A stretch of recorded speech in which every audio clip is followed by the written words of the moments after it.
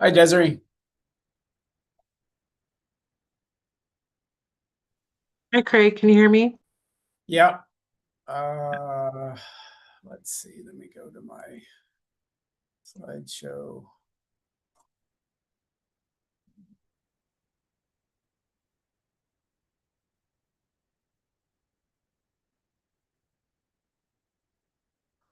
Okay. Yeah, I can hear you. Do you want to go ahead and share? You're gonna have to share, Craig, because I'm working on the one screen. Okay. Host disabled attendee screen sharing. Don't you have to give me access or something? It should have gave you access. Let me see. Advanced sharing Screen option. Hold share. on. All participants. Okay, it should be good now.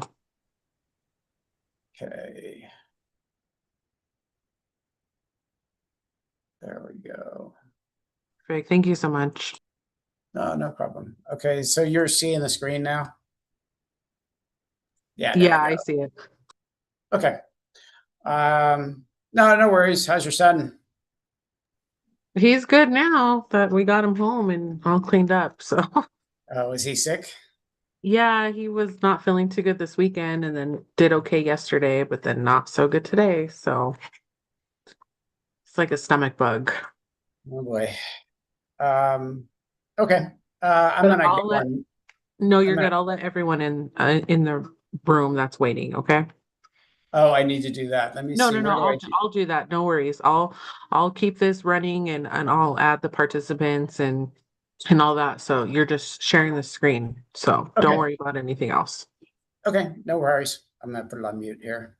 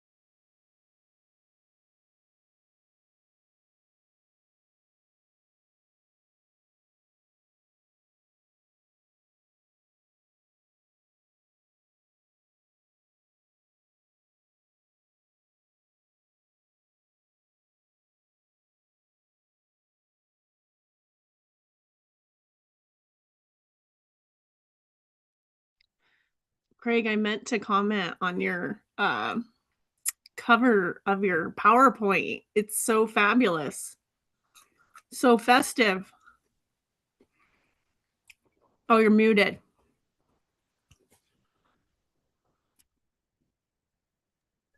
Sorry about that. Yeah, no, we had like the Mustang picture on there. I was like, well, that's not really what we do. So I had them comms develop it. Mm-hmm. Looks good. Thanks, I tried.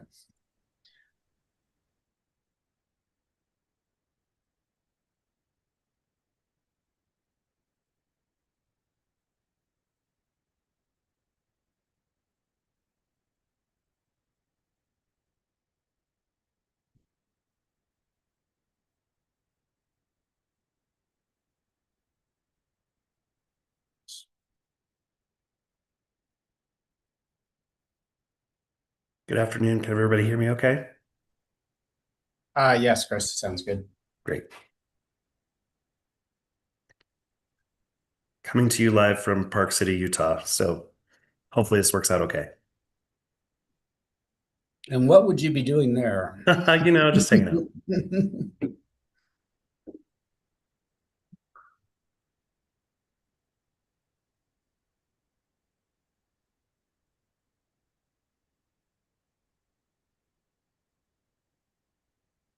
How's the weather? They gotten more snow, or are they in the same straits we are? Worse. Oh, wow. Yeah, there's nobody skiing.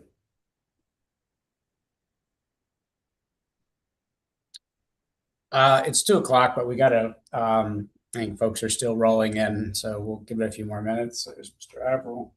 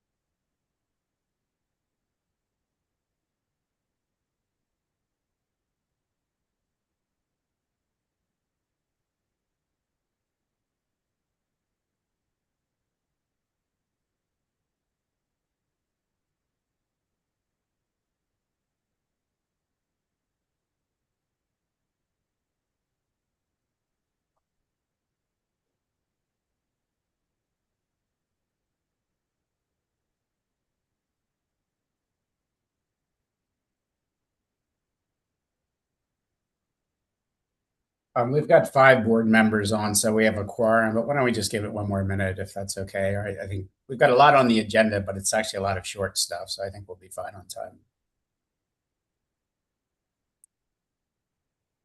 Great.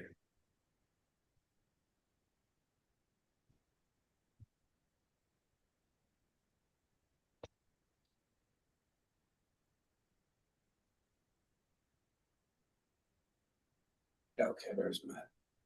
Okay, we have Chairman Jones, Director Averill, Director Block, Director Kaufman, Director Fromer, and Director Brockie are on, so we do have a quorum. Chairman, I will turn it over to you to begin. Thanks so much, Craig. Good afternoon, everyone. Welcome to the January 27th meeting of the Clean Transit Enterprise Board. I will consider roll called. Hopefully everyone's had a chance to review the agenda. Are there any questions about today's agenda before we get started? Hearing none, we will move to our first action item, the approval of the minutes from the December 11th board meeting. Hopefully folks have had a chance to review the minutes. Are there any corrections or questions about the minutes from December?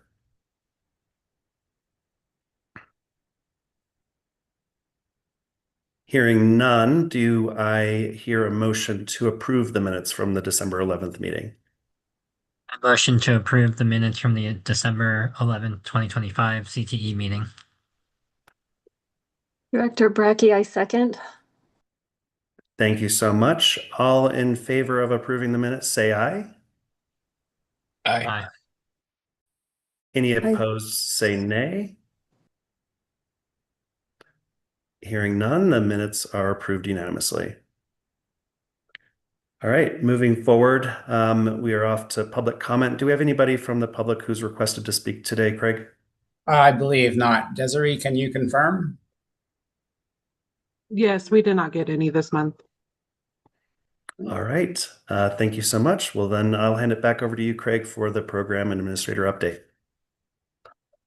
Sure. Thank you. Well, again, I apologize. We had a little bit of a kerfluffle there with our link to the Zoom site, and we're in the process of updating the website right now. Some changes just came up on Friday, and I think as part of that, we accidentally linked to the last meeting site and time.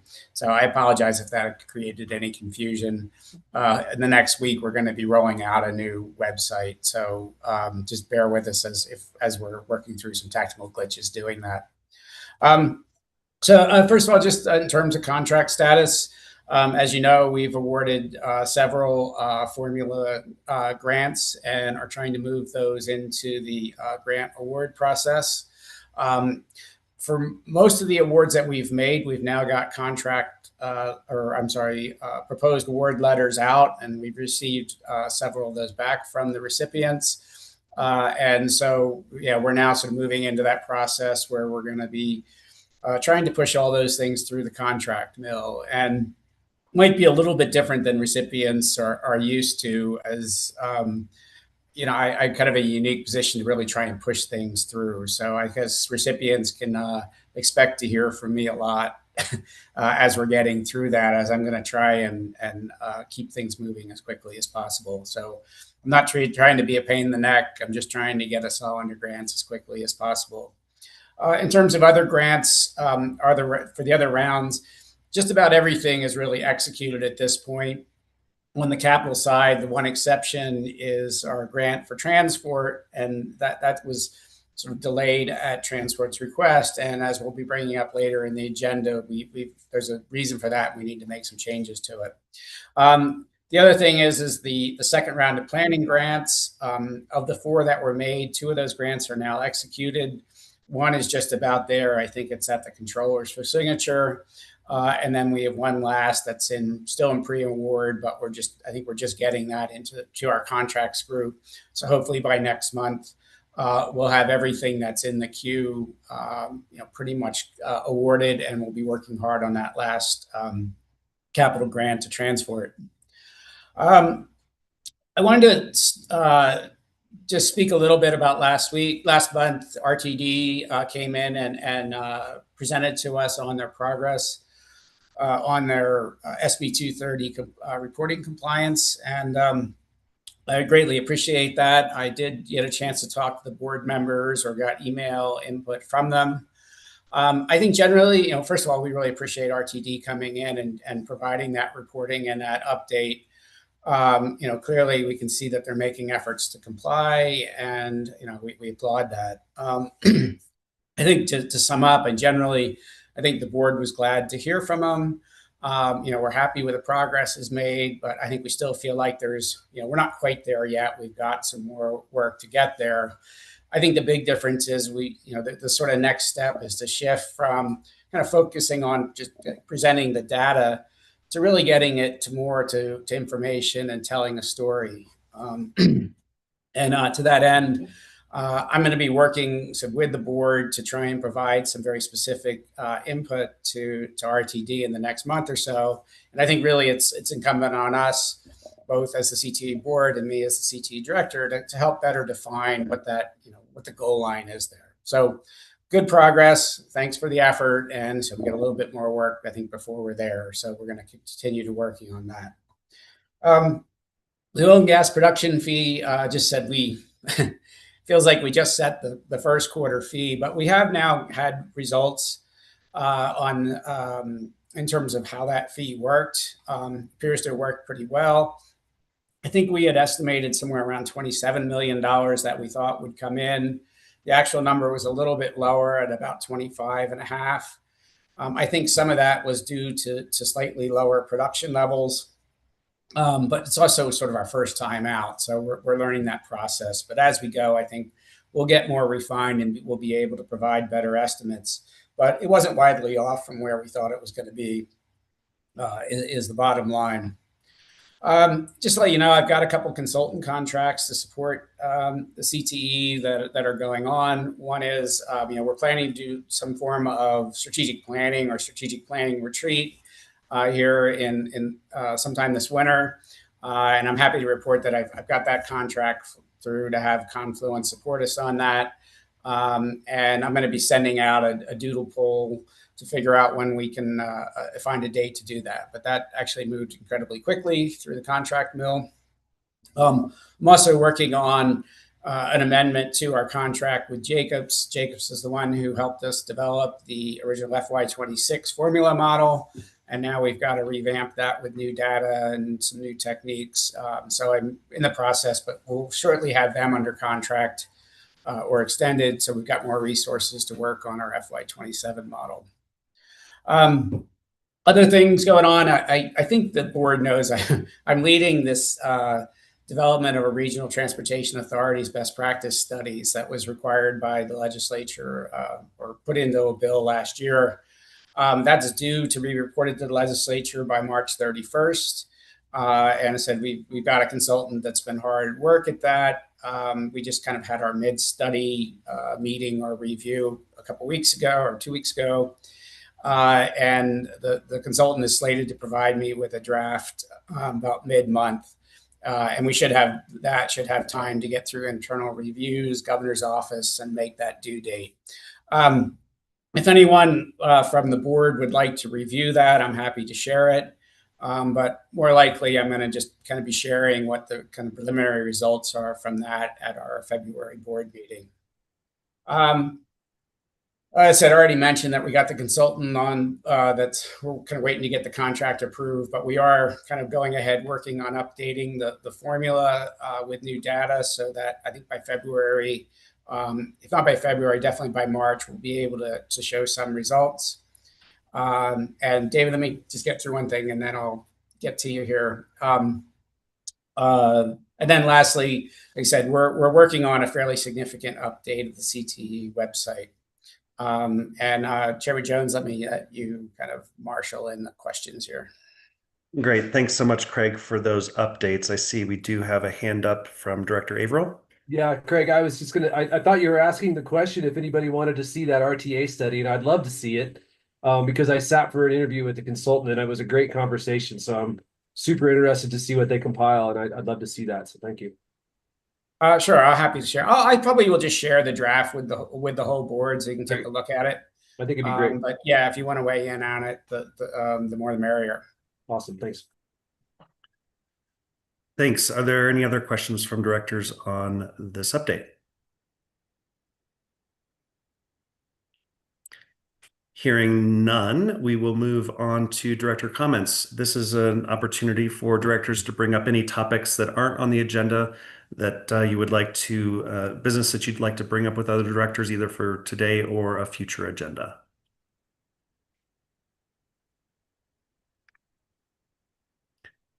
Seeing no hands, we can keep moving and get back into the agenda, the Clarendon Hall grant implementation topic. Sure, and I'll go ahead and I'm running the slides, Raphael, but pleased to have Clarendon Hall here. They have the distinction of being the first agency to have not only got a CTE grant awarded and executed, but they have actually implemented it, and I think even closed out the grant. So I thought it'd be a good time to hear from them. So let me go ahead and introduce Raphael, and you can run from there. I'll just tell me what you want in the slides. Yes. Can you hear me? Okay, good. Just making sure before I start rambling. So first slide, just to start, we took those pictures in winter. And Laradon is a nonprofit organization in North Denver. We help people with intellectual and developmental disabilities. We have a school, we have a residential childcare facility, but we have lots of adult programming too. We have a day habilitation, and we do employment programming, and we also do housing help. And our programs are a lot about community inclusion, and we are running routes to bring people to Laradon, to bring them home, and also during the day they go out. And can you go to the next slide? We have a total of 34 vehicles in the fleet. Most of them are, we have 5 minivans, everything else is vans, and we have 3 cutaway buses. Those were funded by Xcel Energy. I will come back to Xcel Energy on the next slide. We have 2 Ford Transit EVs, and 2 were, thank you, funded by CDOT, and 2 were funded by Dr. Cog. And we are supposed to get 1 more Dr. Cog EV for transit, but that one had a recall on it, so we're waiting on it. And Ford, I don't know, they take their time. And before I talk about how we use the vehicle, let me talk about the EV charging infrastructure. Can you go to the next slide, please? We currently have 8 level 2 chargers, and as you saw on the slide before, we have currently 7 vehicles, and we get an 8th one, and we can charge overnight.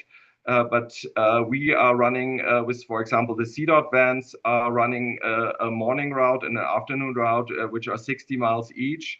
Capacity goes up to a little over 100 miles with those, and so they are charging intermittently during the day.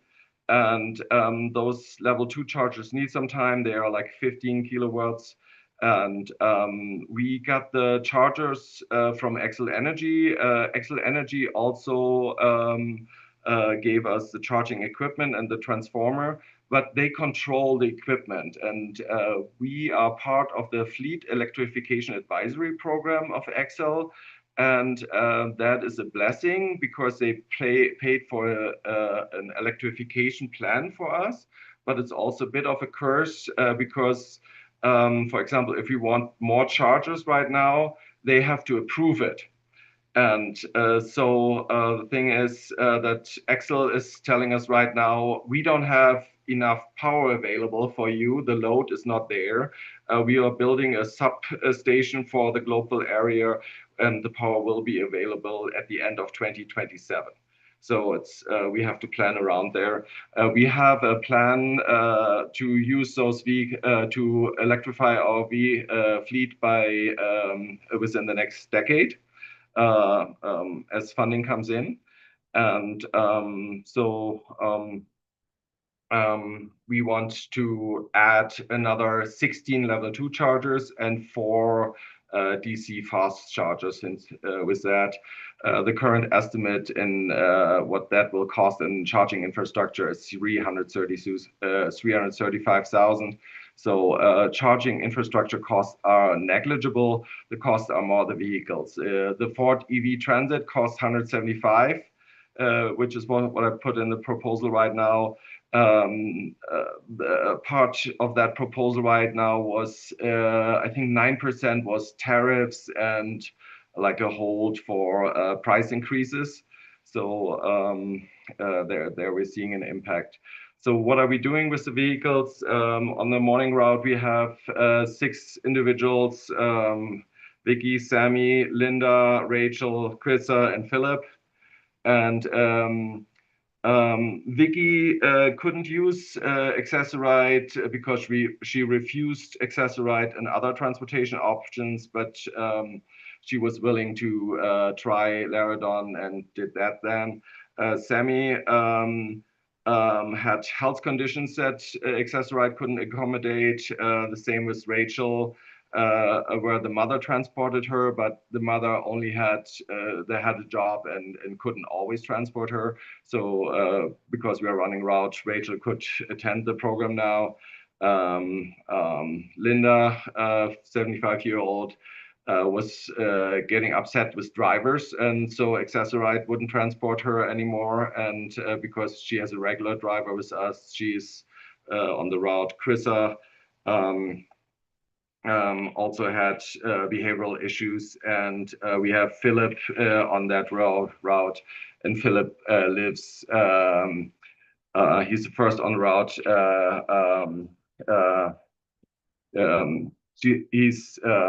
They go outside the airport, so it's like really far out, and Access-a-Ride doesn't go there.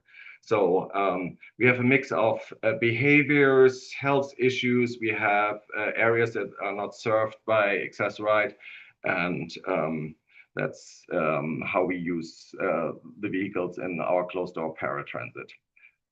And this was just a fleet manager experience. I mean, if there are questions for that, but we had problems with the cutaway buses because they were first generations and they were patched together on a platform and had different companies providing parts. As the Ford Transit EVs were all Ford parts, they're working fine, no problems. Maintenance costs very low. My fleet manager is very happy with them. And he is saying his cost estimate right now that our internal combustion engine vans run at 22 cents a mile and that the EVs run at 11 cents a mile. Are there any questions? Can I talk about anything else? Thank you so much, Raphael, for being here and sharing the good news. It's nice to see these resources going to good causes, and thanks for sharing some details about your clients. Are there any questions or comments from directors?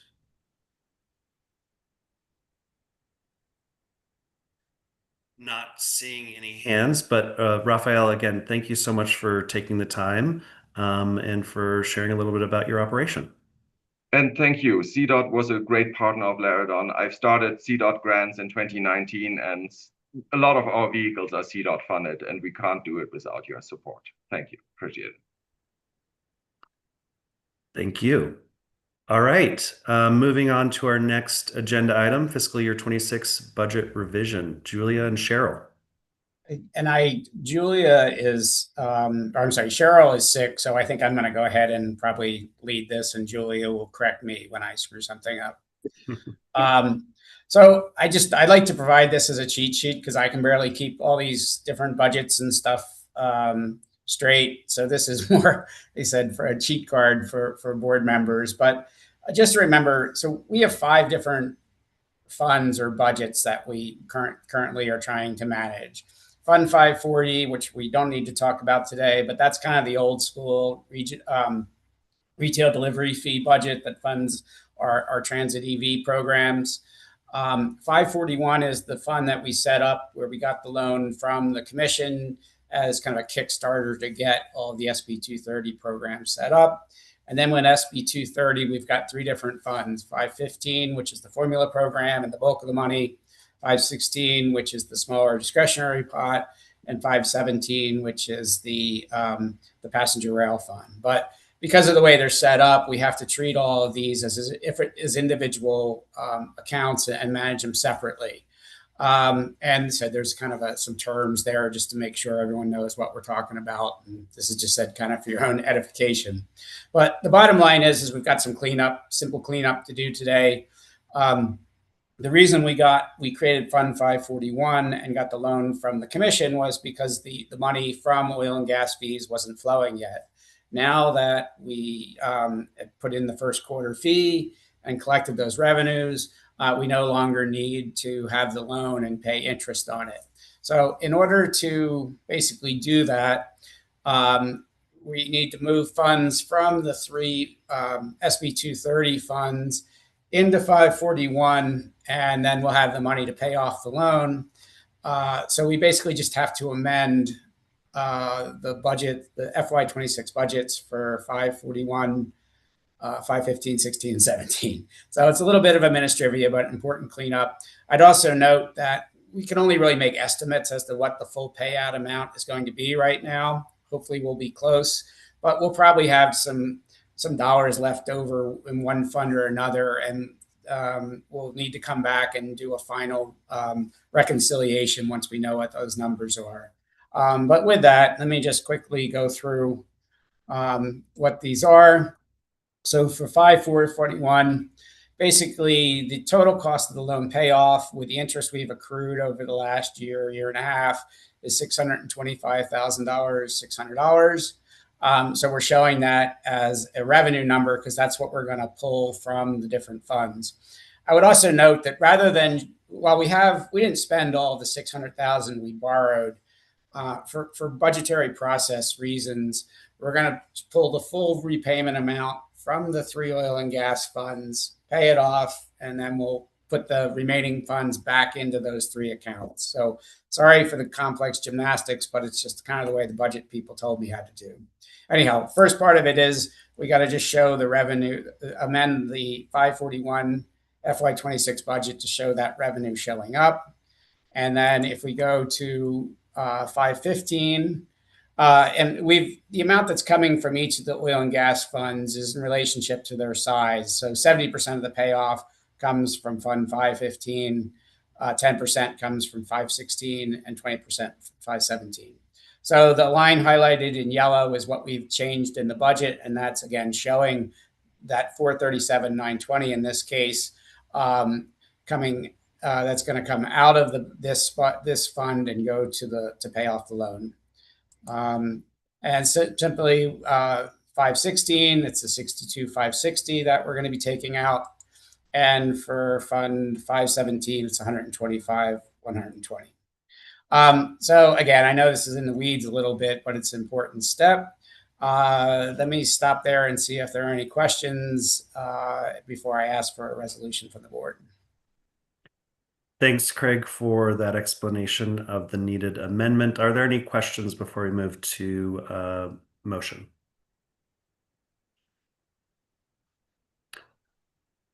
Not seeing any hands. Is there anything else you wanted to say, Craig, before we hopefully entertain a motion? No, I think I'm just asking for a motion to approve the changes to the FY26 budgets 541, 515, 16, and 17 as presented today. Do I hear a motion?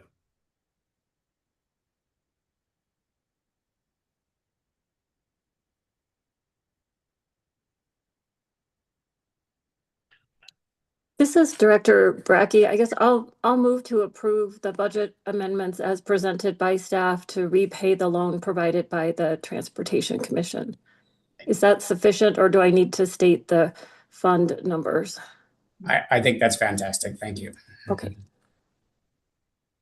Do I hear a second? Director Coffin, I'll second. Thank you so much. Any further discussion? Hearing none, we'll move to a vote. All in favor of the motion to revise the budget, say aye. Aye. Aye. Aye. Aye. Any opposed, say nay. Motion passes unanimously. All right, our next item is the CTE oil and gas production fee setting. Craig, back to you. Thank you much. Okay, I'm going to turn this over to Ryan Long. He's with OFMB and is our sort of fee setting guru. So Ryan, if you're on, can you up on and work us through that, and then I can help get us to a motion. Is Ryan there? Well, I think I might be presenting this. So I thought Ryan was supposed to be on the call. All right, so basically this is the same drill that we did back in October. And I think if you all recall, the way our process works for the SB 230 oil and gas production fee is that we get through a quarter. At the end of the quarter, the ECMC, the Energy and Carbon Management Commission, basically establishes what was the average spot price for oil and for natural gas over that period. And the law stipulates what sources those come from, et cetera. But basically, they it's an average daily price, and then the SB 230 statute also sets out kind of thresholds or tiers as to what the rate could be at different levels. And for oil and gas, for oil, it's basically at like every $10 per barrel. And last first quarter, it was over $60 a barrel, which put us into another threshold. This time it came in just below that. But basically, this is kind of where, it's how we're funded. We're doing a pretty good job. I think guys are doing a pretty good job at projecting it, but it does have a little bit of a binary effect by having these thresholds. So basically, the oil, our average spot price for oil came in just below $60. Because it's under $60, that drops the maximum amount we can set the fee at is 24 cents as opposed to 36 cents. Similarly, so oil came down a little bit. On the other hand, the price of gas gone up significantly. And as I said, based on the parameters of the legislation, the maximum fee that we could set it at is 0.304. And that's, I think, per million cubic feet of gas is the actual volume or factor that we're using. Based on these rates, if we set it at the maximum amount, we're looking at roughly $24.6 million. Again, well, let me go on to the next slide here. So this will be slightly about $1.2 million less than was raised in the first quarter. So, but tracking pretty closely to what we've projected. As I think we've all discussed, the CTE is capped this year on the amount of oil and gas fees that we're going to be able to bring in due to the Prop 117, which says we can't bring in more than an aggregate of $100 million over the first 5 years of the enterprise. So we've kind of got some moving parts here because the more money that we bring in from the retail delivery fee, the less that we can bring in from oil and gas and still stay under that cap. So based on what we collected in Q1, what we project we'll bring in at Q2, if we set it at the maximum rate, we should have a total of about 44,000 that we've collected to date. So when we get to fee setting in Q3, that's where we're probably going to need to set the rate significantly below the maximum rate so that we can manage the amount of revenues that come in. So said we're abiding by the Prop 117 requirements. And again, we're both monitoring what's happening with the retail delivery fee and what we think is happening with oil and gas. And said, based on this forecast, we're anticipating that we'll probably have about a little over $5 million that we could still collect in either quarter, Q3 or Q4. So with that, let me go back up to this slide because this is what matters most for this purpose. Happy to answer any questions about this, but basically staff is recommending to the board that it set the rate for oil at 24 cents per barrel and the price for, or the fee for gas at 0.0304. I guess it's 3.04 cents per million cubic feet of gas that we set those rates for the second quarter. But let me stop there and see if there are any questions, and then we can work towards a resolution. Thanks, Craig. Any questions from directors? Seeing no hands, do I hear a motion to set the oil fee at 24 cents and the gas fee at 3.04 cents for second quarter 2026?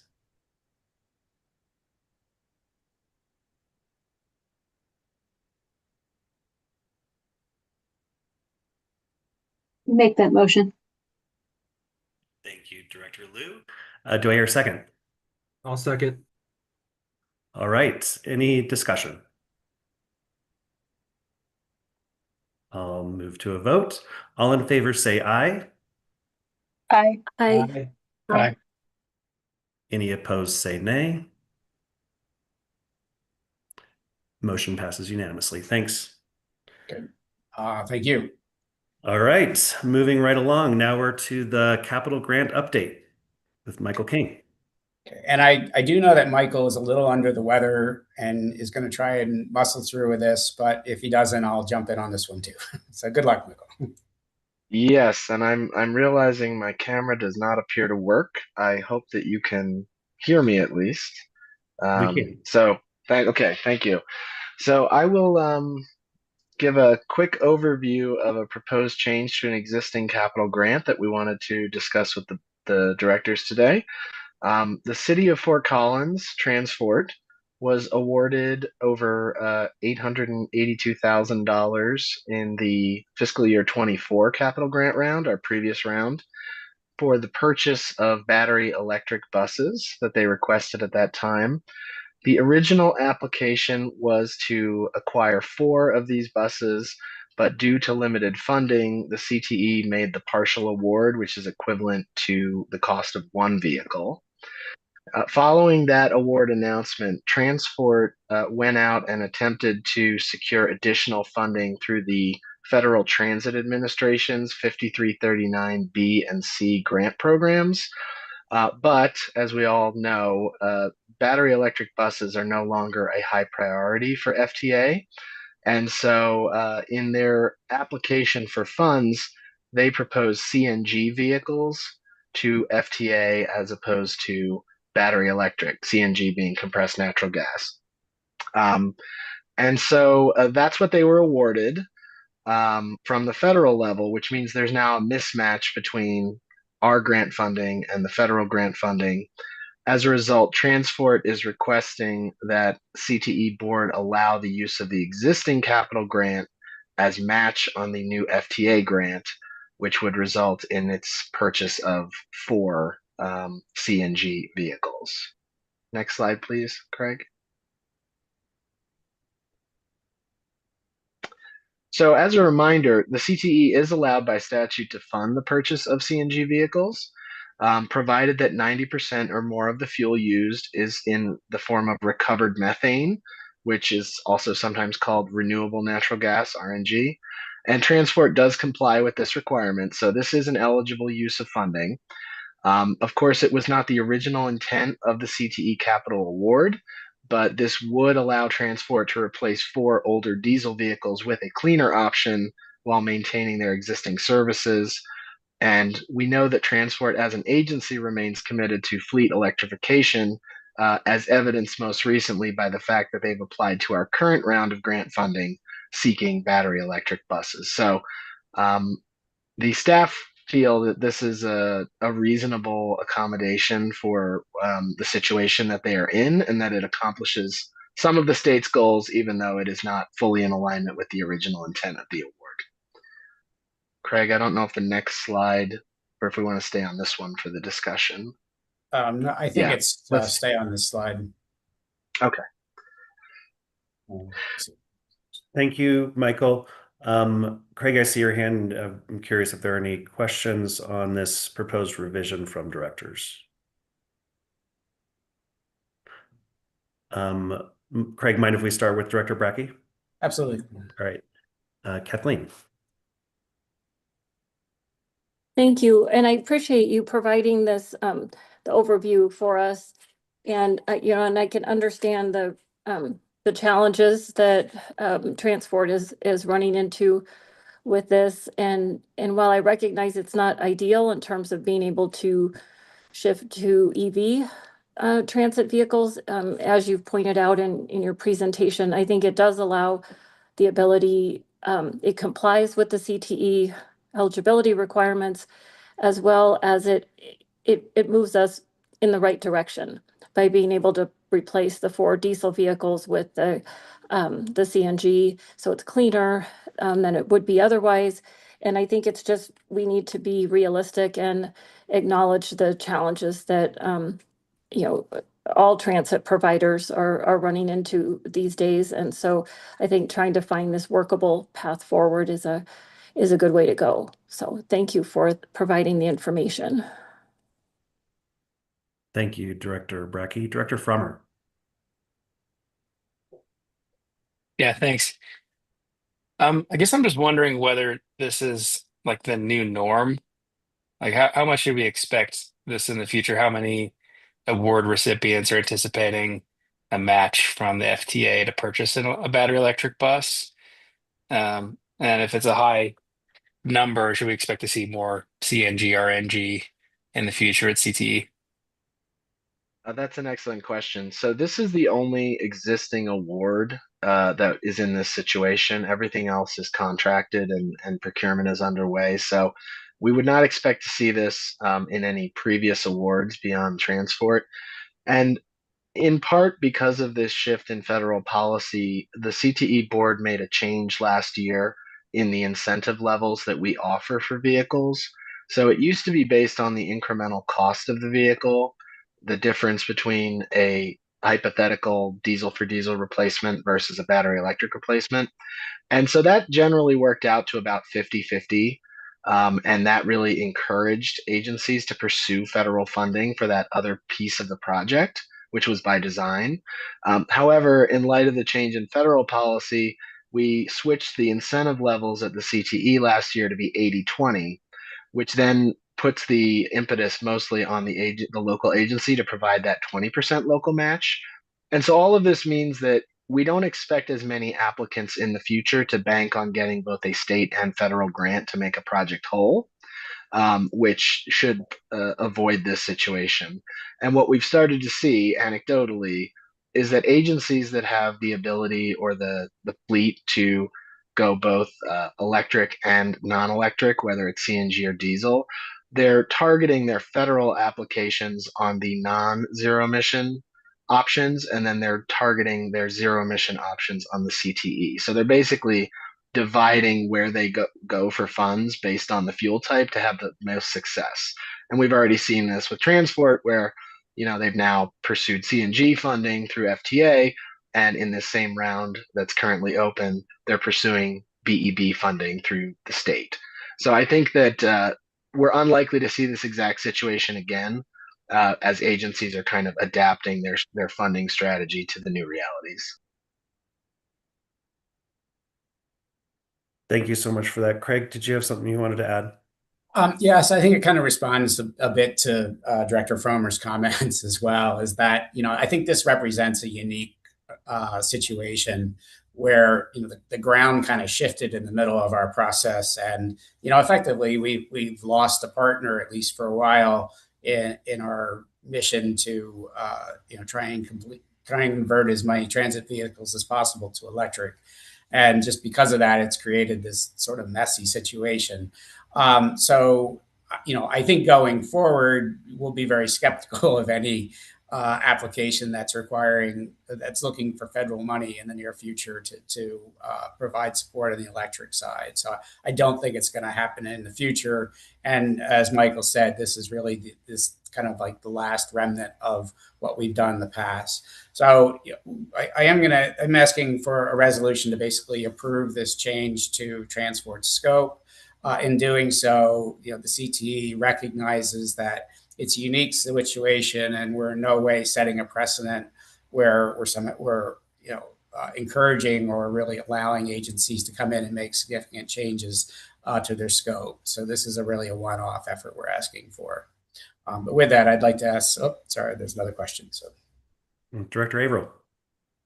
Sorry, I'm trying to unmute. Yeah, thanks for this. I just wanted to chime in a little bit. I think I agree with everything that's been said by the other directors here. This is no fault of transports. So I support the change in scope. And I also just would like to little color commentary. How lucky are we as a state that we can pivot in these situations and still move this ball forward with this type of program? I think that's really important to acknowledge right now in this topsy-turvy federal funding situation that we're looking at. I just wanted to make sure that's not lost on anybody. Thanks. Thank you, Director Averill. Any other questions or comments from directors before we entertain a motion. Seeing none, do I hear a motion to approve a revision to the transport capital grant application, moving from battery electric vehicles to CNG vehicles for their match? This is Director Brackey. I'll move to approve the resolution to change transport scope to allow the purchase of CNG vehicles, specifically due to the unique circumstances that they're facing, and that we do recognize that this is not precedent setting, but that in order to support their transit services going forward at this time. Thank you, Also- Director Brackey. It's quite a motion, but Yes, sorry. I was trying to get all the parts that I mentioned. Well done. And who was our second from? I'll second that. Thank you, Director Frommer. Any further discussion? Hearing none, we'll go to a vote. All in favor, say aye. Aye. Aye. Any opposed, say nay. Motion passes unanimously. Thanks, everybody. We are moving right along. We have Thank you, directors. another capital grant. Yes, just a modification. quick summary of our current grant process. So not much news to report here. The call for projects closed on December 5th. We received a total of 14 applications for over 37 million in grant funding. 9 of those applications are for vehicles, representing 26 total vehicles. 3 of those applications are for infrastructure projects, charging infrastructure specifically, and then 2 for facilities projects. And staff have already begun scoring. We've held 1 meeting to review and score applications. We have another meeting later this week. And based on our current timeline, we plan to bring award recommendations to the board in February. And I believe for the next 2 slides, I'll pass it to Craig. Sure. So 2 things that I wanted to get some approval from the board on, just kind of adjustments to make to the program as we're going. The first is that we, originally we're talking about putting sort of $15 to $20 million towards awards for this current round. But we did that. We said, well, we've got some more money in the bank. Let's see what we get. And if there's, if we get really good grants and there's the demand, we could look at increasing that. Well, we got that. I said there's over, I thought it was about 35 million. Mikey said 37 million. But anyhow, we're well oversubscribed from that $15 to $20 million amount. Based on the budgets that we approved in the fall, we actually have about $32 million remaining in our FY26 ZEV Transit Program budget that we could allocate to these awards. Given that we've got the resources and they're sitting there, and we've really got a really nice raft of great projects that we could fund, staff would like to recommend that we increase the amount of awards to about $30 million. And by doing so, we think we can really meet a substantial amount of the demand that's out there, and really accomplish our mission better and quicker by doing so. Doing that will still leave us at just under $2 million that we could use if we want to do some more planning grants. We're going to talk about that in a minute. Or if we get some cost overruns or something like that, we've got some capacity to deal with them. Or we have money that we can roll in and add to the money that we get in FY27, which should be sort of an additional $12 or $15 million.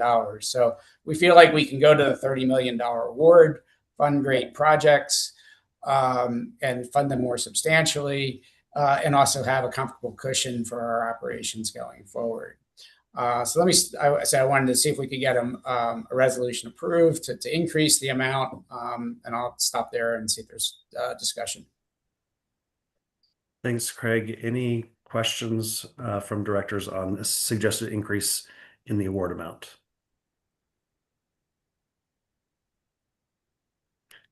Hearing none, is there a motion to increase the fiscal year 26 CTE capital grant award total to $30 million?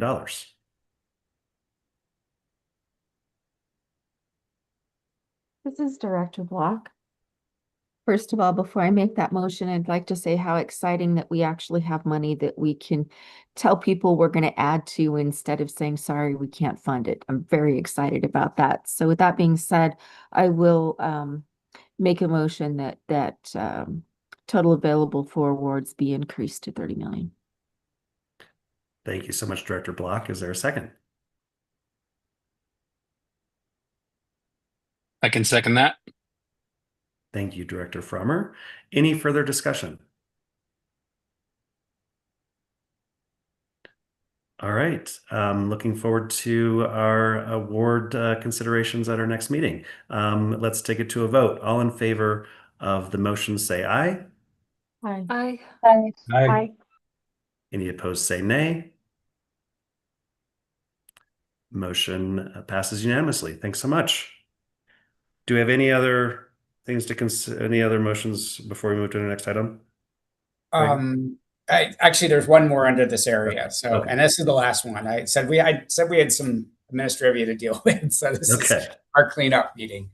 You know, we've done 2 rounds of planning grants for the Transit ZEV program. I wouldn't say that the response has been overwhelming. You know, in our last round that we did about a year ago, you know, we had set aside $750,000, and I think we got a little over $200,000 in response. And you know, some of that I think is maybe most of the agencies that are going to do it. You know, I've already gone there, but I still feel like we can pull more in. It may just take a little time. However, you know, sort of the point of having the whole NOFA is that you're trying to create competition and be able to pick the best applications, you know, with them competing against each other. But in reality, we're really just saying if they're a good application, we approve it. If not, then we're working with them to try and improve it. And as such, I don't, you know, the problem with having an actual NOFA that has a closing date is it may not work well for agencies. They may not, you know, it may just not align with when they're ready or when they have staff available to do it. So what I'd like to suggest is we try a different approach, and we basically just create what I'm going to call a rolling NOFA.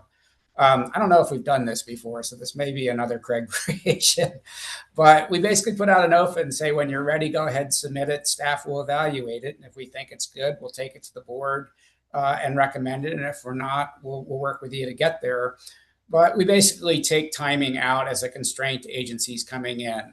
I also think that given the amount of money that we're about to put into capital grants, that's going to catch the eye of agencies. They need to have a transition plan to be eligible. Now they've got serious motivation to try and get eligible. So I feel like that's probably a better motivation than just having a closing date. So with that, I'd like to, you know, ask the board to consider approving that we just move to sort of this open rolling NOFA and then leave it up to staff to figure out how we implement that.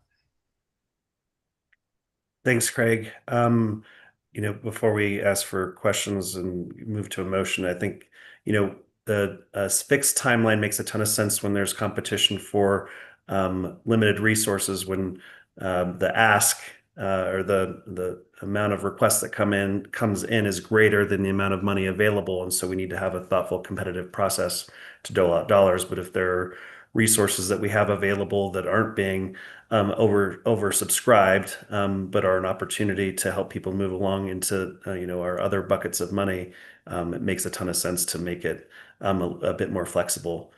So the proposal makes a ton of sense to me. Would love to hear from other directors if they have any questions before we consider a motion.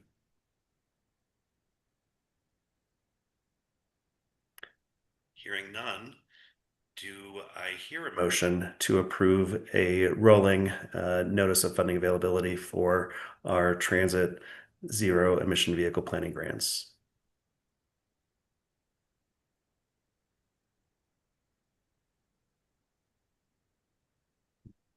Come on, With folks. Director Coffin, I'll motion to shift to a rolling NOFA for our transit zero emission vehicle planning grants. Thank you, Director Coffin. Is there a second? This is I'll Director second Brackey. that. Ooh, we had a tie, but I think that we'll see how that plays out in the minutes. Thank you, Director Brackey, and I didn't hear who the other second was, but any further discussion? All right, all in favor of the motion, say aye. Aye. Aye. Any opposed, say nay. Motion passes unanimously. Thank you. All right. It looks like now we're on to SB 230, NOFA application reviews. Right, and this is our last section, and I lied, actually. I have one more resolution, which is to approve these applications, so sorry about that. But, I would say with that, the last resolution, though, I feel like, the CTE is doing a good job with just trying to continue to keep looking at the program and thinking about how we do some things differently to really meet the current needs. I feel like it's another example that where we're doing that, and I really greatly appreciate the board. Is in some ways we experiment with some things to see what works. So this will be an example of that, and said, look, hopefully it'll bear some fruit.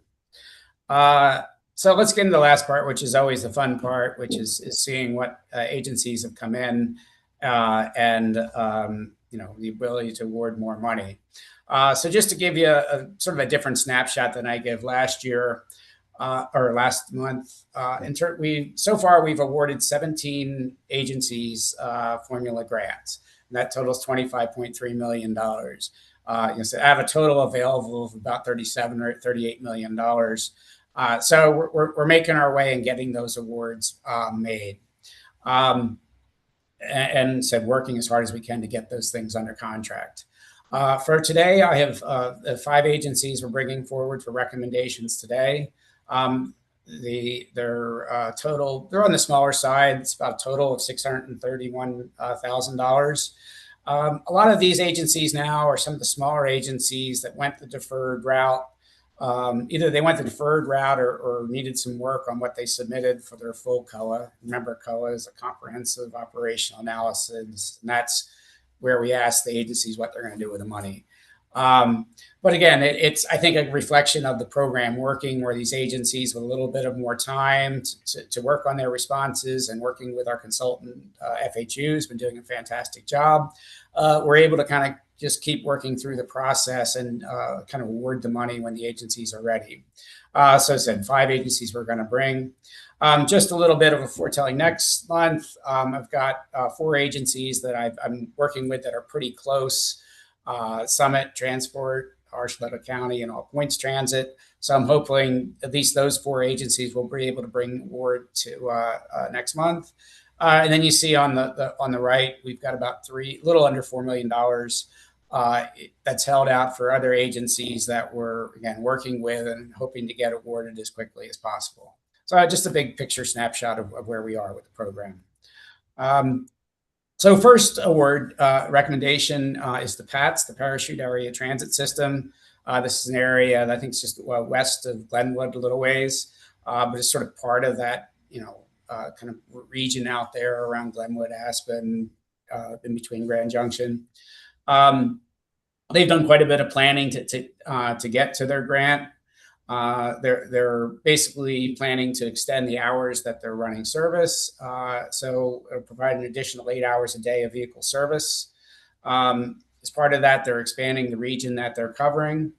And again, it's part of a kind of comprehensive plan on part of PATS to modernize service, improves customer experience, and really kind of respond to what's really a growing amount of transit in that area as the demand to serve, the Roaring Fork Valley and Vail and Grand Junction is expanding. In terms of metrics, so the services they're going to provide with their grant is about they anticipate will add about 3,000, a little over 3,000 passenger trips. That equates to about $32 a trip, which I said is a little bit more on the expensive side compared to some of the agencies. But again, I think given the sort of unique nature of their services, they're a bit more expensive is what we're seeing. And they expect to add almost 2,000 vehicle revenue hours and about 32,000 vehicle revenue miles as part of that grant. And it said it's not a huge grant. It's a little over $100,000. You'll notice I switched to very precise dollars before I was rounding them off. I really probably should have been giving the exact amount. So I'm learning and moving forward with that as well. But again, proposed grant is $100,617. Director Jones, unless you disagree, I was going to present all of these and then just ask for sort of an overall vote on them, unless a director wants to speak about one of them specifically. The second one is for Lake County. Lake County operates there in Leadville, and they work quite closely with some of the other transit agencies in the region, particularly Core and Summit Stage. They're kind of in the process of rationalizing their transit service. So they're going to use FY26 funds to help them make some of those adjustments to their service. And it's really about positioning themselves for going forward and being able to expand service in FY27. Sorry, I think that's supposed to say support FY27 increases in bus service routes. And again, because they're very coordinated with Summit Stage and Core, this funding is going to allow those agencies to work together quite a bit. And I think said with the additional funding, they'll be able to add about 1.1 or a little over 1,000 vehicle revenue hours and almost 22,000 vehicle revenue miles. And again, a small grant at $62,112. Third is Douglas County. Douglas County is a pretty new program. In fact, one of the challenges that we had is that they don't have 2023 data. So we worked with them to use some of their, I guess, more recent data, and that's why it's a bit of a rounded number. But it's a good example of working with a very new agency. They have a significant amount of planning they've been doing. So their proposal stems from their integrated transit multimodal study, which they just finished this last year. The funding is going to be used to expand microtransit to service to the town of Parker. There's a sort of a key that route from Douglas County into Parker is kind of a key mobility corridor that they'll be serving better. Again, it'll help them reduce single occupancy vehicle use and provide better access to their the people in their service area. In terms of the impacts, it'll add, they expect to serve 52,000 additional passenger trips a year. They're actually very inexpensive when you look at the cost per trip. It comes down to about $3 per trip. So I'm anxious to see whether that really bears out. In terms of services, they'll be adding almost 20,000 vehicle revenue hours, and I think almost around 245,000 vehicle revenue miles. So a pretty substantial amount of service for the $150,000 grant. I worked quite a bit with Avon. They come in as a full submission, but their application needed some work. And so they've been great about trying to get these things nailed down a little bit more. They're looking to add new seasonal bus connecting Avon and Beaver Creek. So I believe they're providing this in the winter, but now want to provide it during the summer. So they've got year-long service, which we all think we know having that consistent service all year makes a big difference in keeping people out of their cars and used to using transit. And the idea there is try and keep those headways down to half hour or less. Summit County or Eagle County, as you know, is growing very quickly. So they're trying to address the massive growth they're getting in population. The service improvement is going to help both people in Avon, but really people along the I-70 corridor, provide ridership and reduce greenhouse gases. In terms of their impacts, they anticipate this will add about 58,000 additional passenger trips, equates to about $6 a trip. So I think kind of in that sort of sweet spot we've been seeing with other agencies. In terms of services, it adds a little over 3,000 vehicle revenue miles and about 3.2 thousand vehicle revenue hours or service hours and 32,000 vehicle revenue miles. Their grant is just a little over 320,000. I think this is the last one is Estes Park. Again, worked with them quite a bit on this one. The original application had some ineligible costs, so they were great about trying to figure out how to make this work for them. Their grant is supposed to add some service and do some rationalization of current routes. But the big thing is by providing micro transit, they'll be able to better feed their existing routes and rationalize those service. It expands coverage to low density areas, improve access to everyone in the Estes Park area. Their application includes a capital side of buying a new vehicle. And then it said they're kind of using this as a pilot project to evaluate how these demand performance, how the on-demand services is going to help their demand and performance. In terms of impacts, they expect it to add about 7,500 passenger trips, equates to about $20 a trip. So again, a little bit more on the more expensive side. In terms of services, they'll add 1.2 thousand vehicle service hours and about 12,000 vehicle revenue miles. So that's the five that I've got to offer.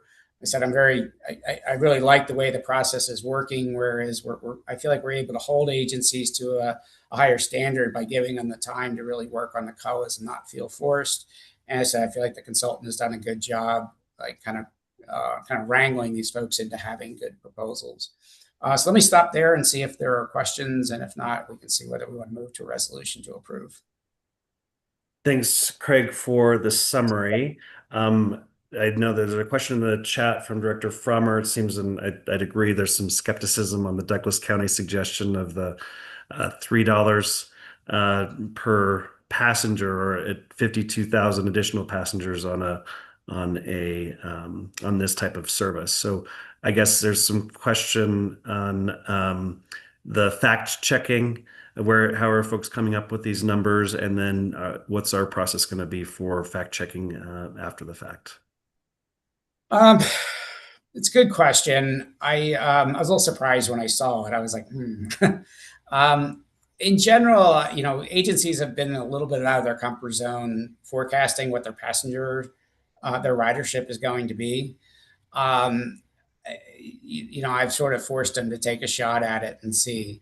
I will say I haven't gone back and really asked them if they're sure about that passenger trip forecast. And if the board would like, I think we could hold on this one and go back and make sure that those numbers are right. On the other hand, I feel like the services that they're forecasting, and the improvements they're doing are great. I think they're right in our wheelhouse. I think we've agreed that we're willing to fund a range of expansion of both fixed route services and microtransit or on-demand services. It's a new and growing agency, but if the board isn't comfortable with that number, because it does seem a little aggressive, I can go back and work with them and see if we can bring it back next month. So happy to do that. Thanks for that. I don't know if that's the request, but maybe, just keeping an eye on these things. But happy to, I don't want to steal Director Frommer's thunder on the question. I also see Director Brackey's hand. Great, thank you. I just wanted to say I really appreciated the snapshot slide that you provided, Craig. That's that overview I've been really looking for, is to be able to kind of gauge our progress with this. And it was great to see that there's what I took down was 17 agencies that have been awarded to date, which is fantastic. It sounds like 9. We have 5 today with 4 more coming, and that leaves that 12 remaining. So I'd say that's incredible progress in the amount of time that we've been doing this. I just wanted to say thank you for providing that overview, and I think it's helpful. I also want to say thank you to the small agencies that have applied to come in today and the newer ones. And so to the question about the fact checking, I think I would defer that to you, Craig, and your team in terms of what you think is reasonable. And then there is that ability to, I'd say, not only pre-check it, but post-check it. So, right, this is going to be an evolving process, and there'll be a monitoring approach, and they may find that number is low, and that's all part of the learning curve. So I'd like to try to do what we can to be encouraging to bring applications in, but then also have that tracking process over time to make sure that they do fulfill what they are being awarded the money to do. I also wanted to say appreciation, Craig, for, I know you're out really working with all of these agencies and encouraging them to come in. You're helping provide them with examples on how to make their COAs successful, what needs to be included, not included. So thank you for doing that, because I've been getting some feedback from agencies that haven't come in yet that honestly, I think they're this is my version of it. They're overthinking or overcomplicating their application.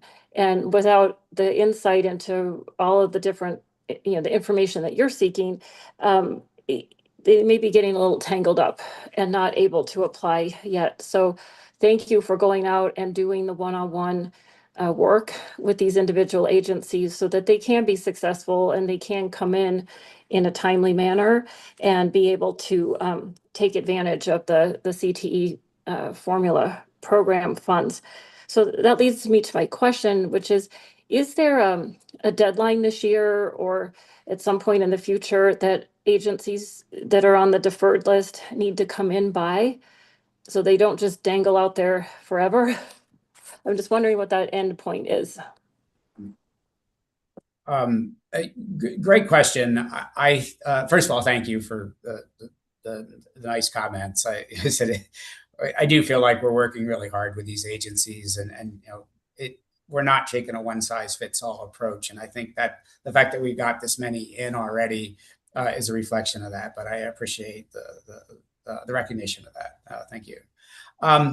I think we do need to set a limit. I think when we decided on going with the deferred approach, one of the concerns that I think you and some of the other directors raised was, yeah, this is a great approach, but we can't have this money sitting there forever. And pretty soon we're going to be running into our FY27 allocation. We need to decide to do the money. So what I would like to suggest is that we set a deadline as at the end of April, and that if the agencies haven't at least submitted a full COA by then they're sort of going to have to wait till the next turn and forego their FY26 deferment. I kind of want to see where we are, but I thought I'd bring that to the board next month as a firm consideration to approve. But I guess it's a good notice to agencies that, yeah, we're not going to sit there forever, and we're going to have to cut the line. And probably April 30th or something like that is about the right day to do it. If we don't, then we're not going to have time to get these things awarded and into the grant pipeline before we get into FY27. And then, that will just kind of create a big mess, I think, for our grants people. So I'm glad you raised the point, Director Brockman. Okay, great. Thank you. That sounds like a great approach to me. Thanks, Director Brackey. I also wanted to note, and as a Southern Colorado kid, as much as I appreciate the phonetic spelling of La Junta, and maybe a shout out to Director Block, unless they have changed their name for some sort of political reason, or there's a sister city out there somewhere that I'm unaware of. Maybe for future slides we can get that one. My most profuse apologies. As you were saying that, I'm like, oh no. Are there any other questions from directors? All right. Perhaps we can entertain a motion to recommend or approve the recommended awards for Pat's, Lake County, Douglas County, Town of Avon, and Town of Estes Park. And Director Jones, if I might, I guess what I suggest is I think Douglas County's submission is fine. I do think we got to do a little due diligence. I apologize for not having thought that through a little bit more and at least ask them what's going on. But assuming that we go forward with the resolution, I will get with them and find out what's going on there and have some answers to that next board meeting. Great. Thank you for that.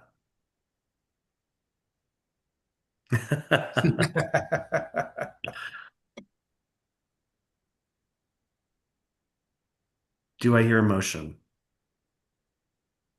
Sure, I'll make the motion to approve those 5 awards. Thank you, Director Frommer. Is there a second?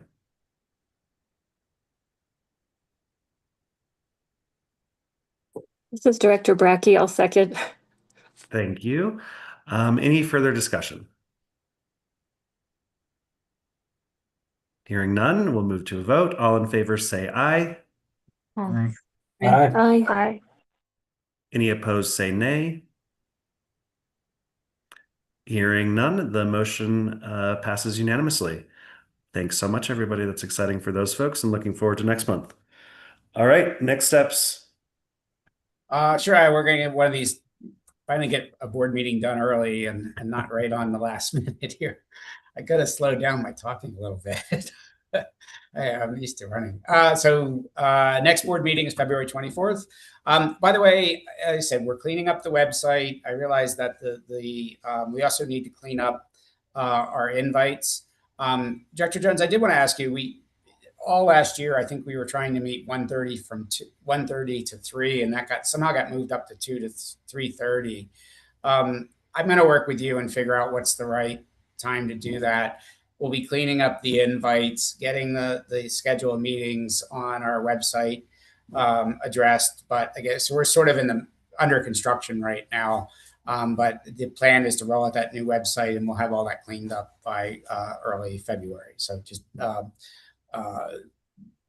stand by, and I'll get it worked out. It's pretty close now, but we will. As I said, we'll have another group of grants to consider next month. It should be a bigger chunk of money. I think it's a few big agencies that are pretty close, and particularly looking forward to transport coming in Summit County, but they're all important. I think we'll spend quite a bit of time talking about the ZEV Capital NOFA Award. So I think we are going to be a little pressed for time next month. We may need to consider a little bit longer meeting because I think we're going to want to really dig in on those. We dealt with some FY26 budget issues this meeting. We're probably going to have to do some reconciliation for that next meeting as well. But also, we need to approve the final FY27 budgets. As you recall, we approved draft versions back in the fall, but we need to approve the final versions that can go into the CDOT overall budget. One thing I'd like to note about that, CDOT overall has been on an effort to look at how they recover costs for what they're calling sort of their indirect costs associated with all the people, whether it's HR or accounting or budget office that support us. And so for FY27, there's going to be a new line item that recovers those costs, and it'll be spread across our different funds. So just giving you a heads up that that's going to be in there, and we'll be able to look and see what it looks like in terms of the cost. And so, like I said, we got a bunch of budget cleanup. And then lastly, I think we're going to be pretty far along on the Joint Service or Northwest Rail discussion. So I think we'll probably be talking about that.